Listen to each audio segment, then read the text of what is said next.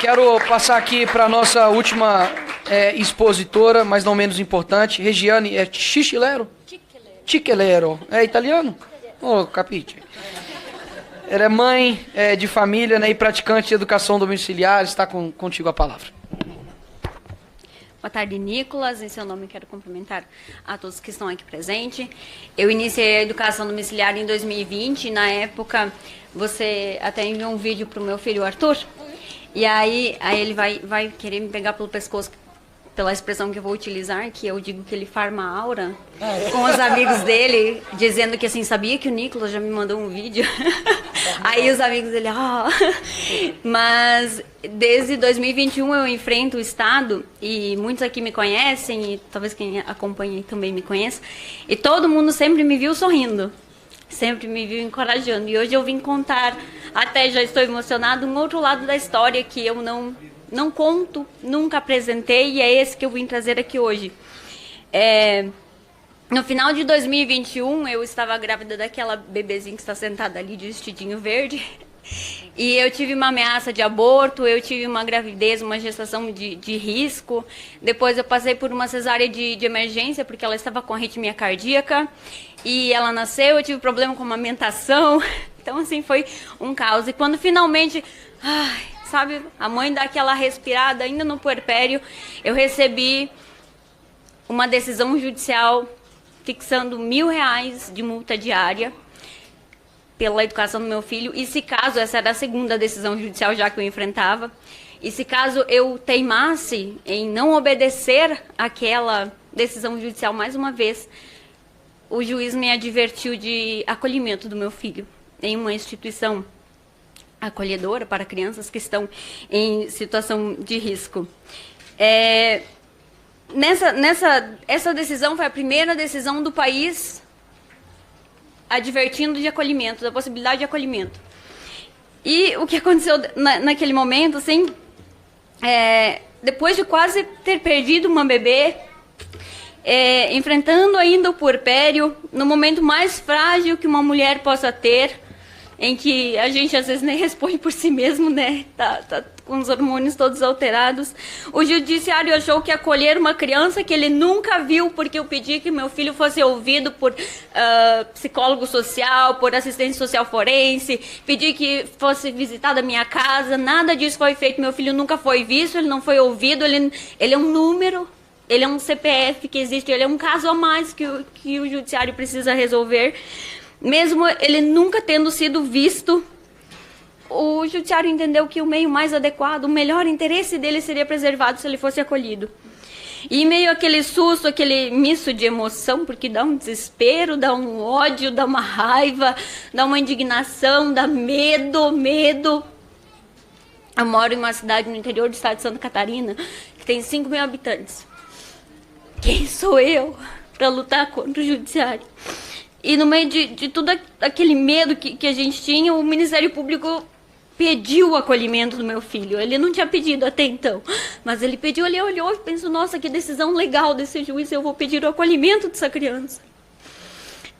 E naquele momento eu lembro que nós começamos a elencar quem eram as pessoas conhecidas que trabalhavam na casa de acolhimento da comarca, para que eu pudesse saber a quem pedir informações do meu filho quando ele fosse acolhido.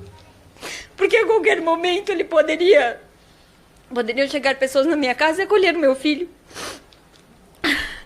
Vocês têm noção de como isso é desolador? Foi a criança que eu gerei, que eu pari.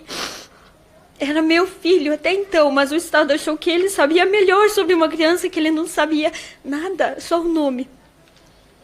O juiz que aplicou a multa e advertiu do acolhimento chegou a dizer que era de pouca relevância se a educação que meu filho recebia era de excelente qualidade.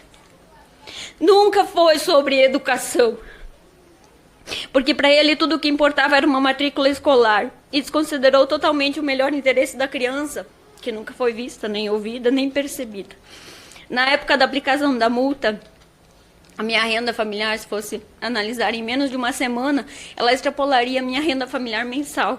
Mas isso também, como que isso é preservar o melhor interesse de uma criança, colocando seus pais na miserabilidade? A multa ainda não foi executada, mas uma hora ela vai, e pensar nesta multa nos deixa assim, eu não posso sonhar, eu não posso construir nada para os meus filhos, porque a qualquer momento o Estado pode tomar. E mesmo que eu não tenha nada, ele pode bloquear meu CPF, minha CNH, ele pode bloquear tudo. E sabe o pior de tudo isso? É que hoje eu vim aqui falar de uma multa que beira no momento 150 mil reais. É algo irrelevante, é quase insensível já.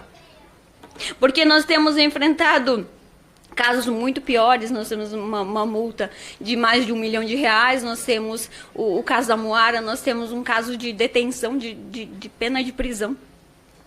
O absurdo contra as famílias educadoras está escalando de um modo acelerado e descontrolado. E a saída de muitas delas tem sido fugir do país. E eu não consigo achar normal que, para fazer aquilo que é um direito natural, que quando meu filho nasce, eu tenho esse direito e ele também tem o direito de ser educado por mim. Eu preciso fugir do meu país, eu preciso deixar para trás a minha história, a minha família, os meus pais, os meus amigos, todos aqueles que nos circundam, e fugir do país para poder educar um filho. Educar um filho, sabe? A palavra por si só essa frase já diz tudo, eu não precisaria ter que explicar. Sábado, agora, daqui 4 dias, é aquela menina ali, completará 4 anos de idade. Eu tenho até sexta para ser mãe dela integralmente. A partir de sábado, o Estado dirá que agora é ele que tem direito sobre ela. E sabe, foi falado sobre medo aqui. Eu pensei muito antes de dar essa informação. Porque vindo aqui falando publicamente que ela vai fazer 4 anos agora, me coloca outra vez em foco. Me coloca outra vez na possibilidade de sofrer mais um processo judicial, de mais uma vez enfrentar promotor de justiça, conselho tutelar, juiz, de mais uma vez ter multa, de mais uma vez ameaça de acolhimento, quem sabe acolhimento, a gente nunca sabe. Quem sabe prisão também, do jeito que andam, né? Eu moro... E o mais incrível disso é que, assim, eu serei considerada incapaz de dar aula para ela, de educar ela integralmente. Eu sou considerada incapaz de dar aula para o meu filho, que hoje já tem 16 anos. Mas em um concurso público ou em uma chamada pública de qualquer município ou do estado, eu sou considerada apta pelo Estado a dar aula para 20, 30 crianças desconhecidas.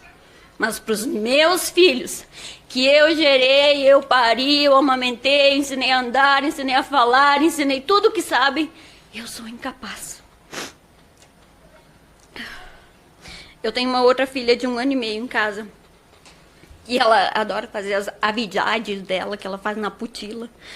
E para ela eu também deixarei daqui 1 ano e meio de ser capaz. Eu estou gestante, semana que vem eu completo 9 meses de gestação. E essa criança já nasce com a sua sentença de morte, porque daqui a 4 anos, a mãe dessa criança aqui deixará de ser capaz de educar essa criança. E eu não consigo me conformar com essa total inversão de valores, a ponto de sermos punidos por educar. Em qualquer escola que a gente vá, a gente encontra os gestores dizendo que o maior problema que a escola enfrenta, os alunos mais problemáticos, são aqueles que a família é negligente, aqueles que a família não se importa, que a família não educa, que a família não faz sua parte. E quando nós decidimos abraçar isso integralmente, então nós somos criminosos, nós somos processados, perseguidos, humilhados. E eu sei que essa pode parecer a minha história. É a minha história, mas é a história de outras centenas de famílias. Eu cansei de ouvir mães que vieram até mim falar no puerpério também, não que só no puerpério importa, porque importa em qualquer momento, mas várias no puerpério também. Eu senti a mesma dor que elas sentiram, contando que o conselho tutelar foi lá e ameaçou, dizendo que seu filho seria acolhido se ela permanecesse em educação domiciliar. São centenas, não são 1, 2, 3, aqui nós estamos em 3 famílias, são centenas denunciadas, humilhadas. E eu queria finalizar dizendo que nós, famílias educadoras, não temos culpa de ainda não ter sido aprovada uma lei. e que nós não podemos esperar, porque cada dia perdido é precioso e nós precisamos da liberdade já. Muito obrigada.